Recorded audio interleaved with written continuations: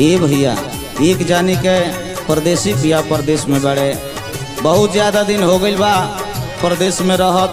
तब एक दिन औरत उनका फोन लगोले बड़ी आ फोन में सब बात सुनाव तारी रोव तारी कह तारी कि ये राजा जब रो रहे ही करे के रहे तो हम करे हुआ घर में काहे के लिए नहीं कैसे कह तारी।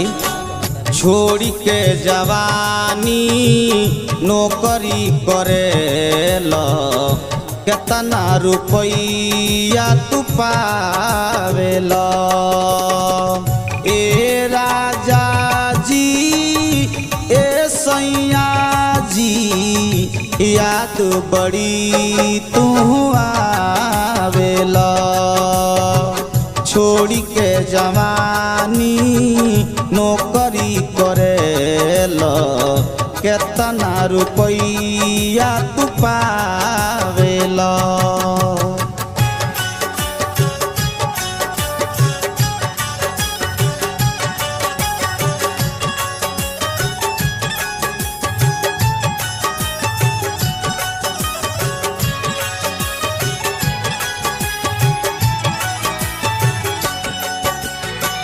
नौकरी से आवे तो धैले लखटिया अब ही न होश बाटे लिखे के पतिया।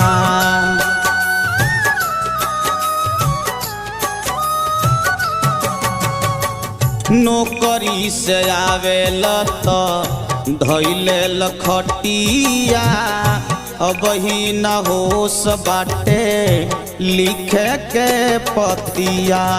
सोच फिकीर बस इतने बराजा कैसे रोटिया पकावेला ए राजा जी ए सैया जी याद बड़ी तू आवेला। छोड़ी के जवानी नौकरी करेला कितना रुपया तू पावेला।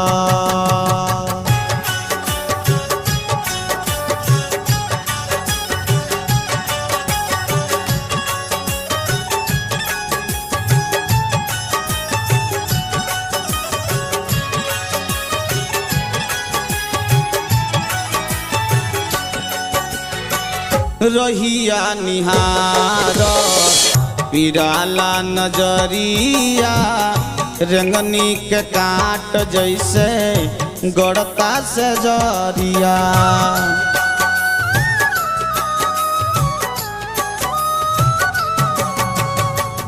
रहिया निहारत पिराला नजरिया रंगनी के काट जैसे गड़ता से जरिया। आधी अनिल सैया वशिष्ठ काहे तू हमके ताड़ पावेला ए राजा जी ए सैया जी याद बड़े तू आवेला। छोड़ी के जवानी नौकरी करेला कितना रुपया तू पावेला। मिक्स बाय सागर म्यूजिक लतवा बजा।